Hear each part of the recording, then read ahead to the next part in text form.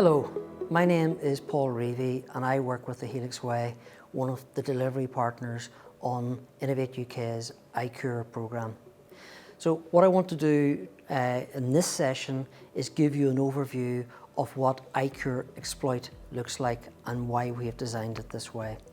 In essence, the Exploit programme is really the final part of the ICURe programme, and we have basically set up Exploit because so many of the companies who got past the options roundabout, in other words, the pitch stage, and were recommended to spin out, they were organisations that felt that they needed further support, and we agree with that. So in essence, as you can see, this is broken down into a number of different sections. It starts off with what's known as, for those who are recommended to spin out, there will be a spin out readiness section, and this will last as little as 3 weeks, but maybe 4, depending upon timings.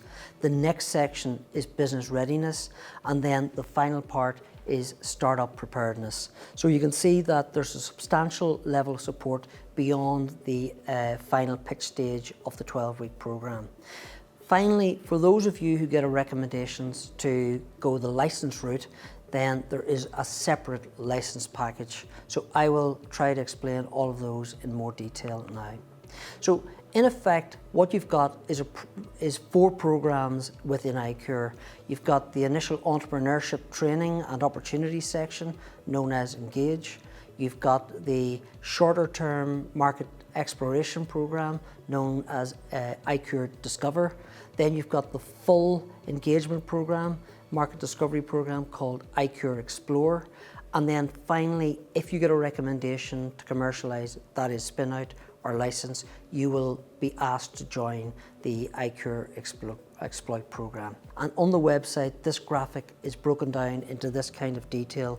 Obviously, it's quite small to read off the slides below, but if you look on the website and find the graphic, you will find the detail there on the ICURe Exploit program. The entrepreneurial lead, the EL, is employed for the full 3 months, so your salary is covered for the full 3-month period. And in that time, you're going to go through spin-outs or license support, and they'll be very different for each of the 2 of you. So the completely different package for spin-outs and licensors. So you will find that there are approximately 4 spin-out and business readiness programs per annum, and there are approximately 2 license programs per annum. So no matter where you fall, you will find there's always some level of support for you as you come off with a recommendation to commercialise. So let's just look at some of these in detail. The first of these is the Spin Out Readiness Programme. So why do we do this?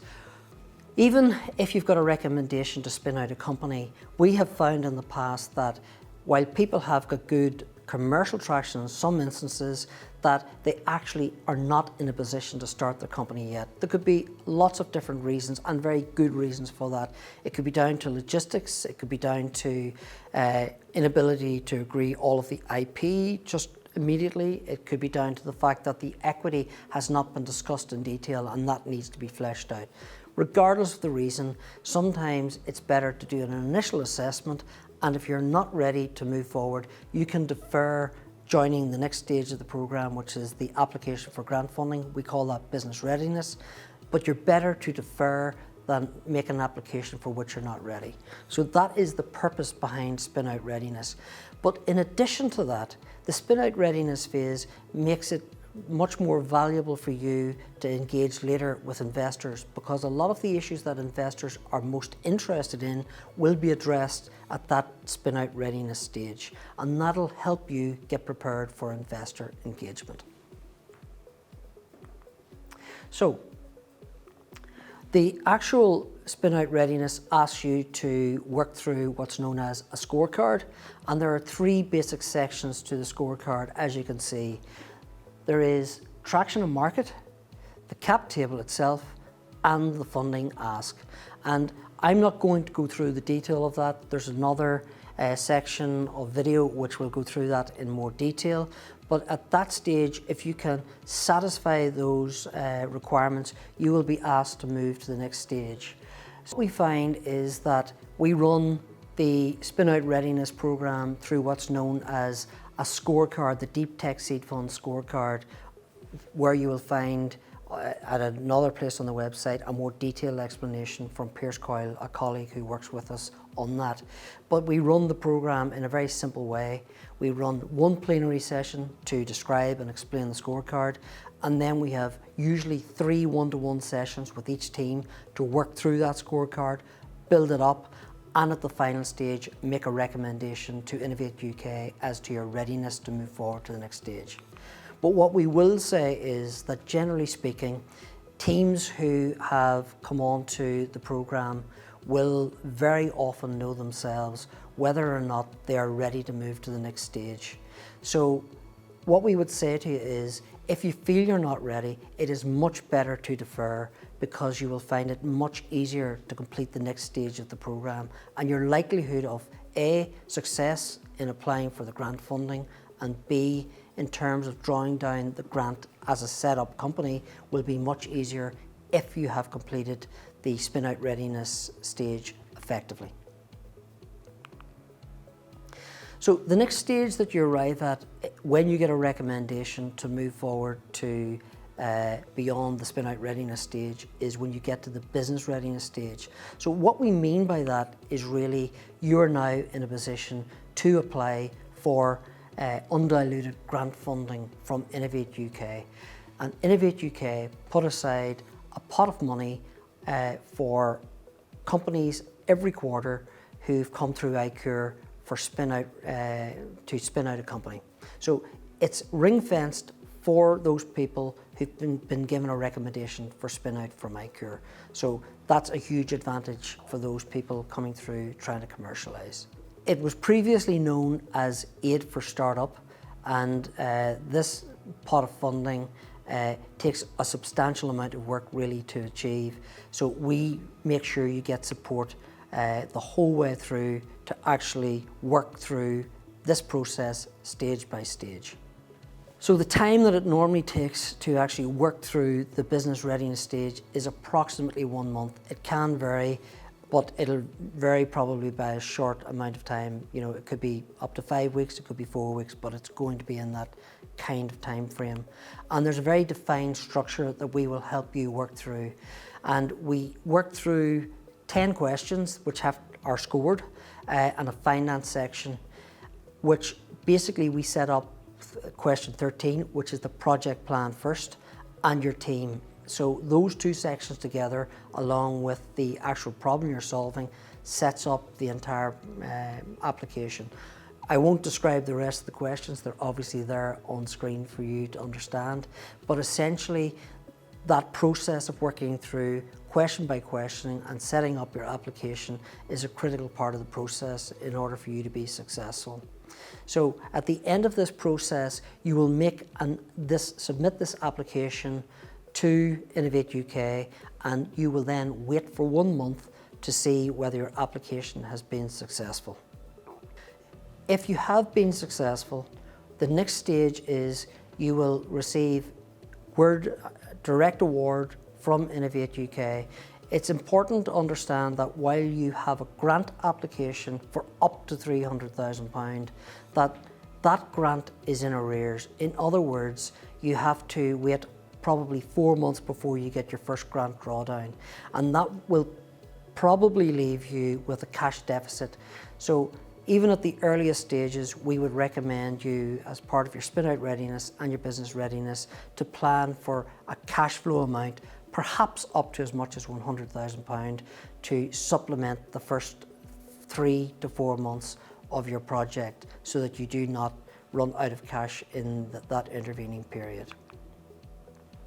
So as you can see, this business readiness stage is highly involved and takes quite a bit of time and work. However, the good news is that if you're successful in doing that, it gives you a real injection of undiluted cash to start your business, and also makes you much more attractive to potential investors. So hopefully you can see that the support given is a very sort of detailed level of support. However, what I would like to say is that you have to allocate the time and resource to develop your own application, because the team supporting you will give you guidance, but this will stop far short of actually writing the application.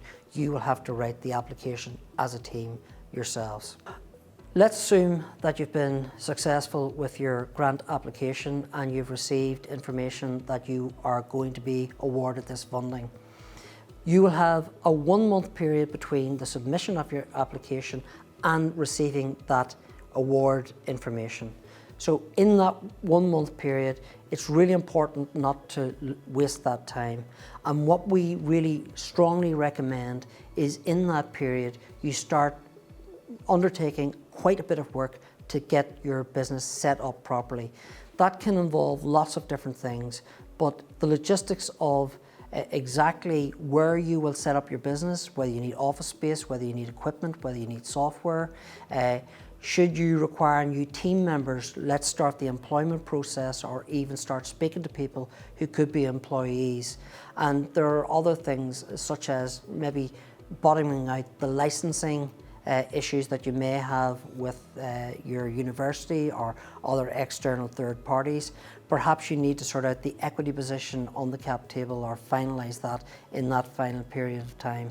So there are lots of things that you really should be doing in that final month before you actually start your business. Regardless of whether you have received an award letter at the end of that 1 month or not, you get a second opportunity to reapply for grant funding should you not be successful the first time. So that time, that 1 month, is never really going to be wasted. So it's important then to understand that if you haven't been successful, as I've said previously, you do get a second chance to make an application to spin out. Now, it would be your final chance, you only get 2 chances, but it's important to understand if you don't get it first time around, you do get another chance. So if you do not get funded second time around, there is no reason really you should panic. We do know of, and you can be confident that if you've been through the ICURe process, a lot of private investors will still be interested in your project. So you could get private investment even if you've been unsuccessful twice on the ICURe program. So it's worthwhile remembering this work is never completely wasted. Once you've been successful and you've got through the final stage where you've got an award, there's further support for your project. So for those who have a med tech, be it biotech background, the Pioneer Group run an accelerator program which you can apply to, and if accepted for, you'll receive accelerator incubator support with the Pioneer Group. There's a Kickstart program, which is marketing strategy support, marketing plan support, which is run by Grand Scale. And there will be further general support packages run through Innovate UK, directing you to investor days. And there are 5 regional hubs throughout the UK. These are individuals stationed in geographic areas to connect you with the local investment ecosystem and other support mechanisms in that regional area. For those teams who receive license support recommendations at the options roundabout or that pitch stage, what we will do then is make sure that you get individual support for each license opportunity. We will run courses approximately twice a year for those people getting specific license support. We recognise that a lot of universities are already very good at license support. However, we also recognise that some universities do not have a lot of experience in that area. So we will bring experts to lend their expertise to your particular license opportunity so that you get support when you need it. The types of things that you can expect are advice around the encapsulation of your intellectual property, be that patents, be that copyright, be it trademarks, whatever else you need at that particular stage. We can help you understand the negotiation process around your license deal and basically help you work through the logistical processes of making a good and watertight license deal for your project. So that is basically all we have in relation to the post options roundabout process, which we now describe as the ICURe Exploit program.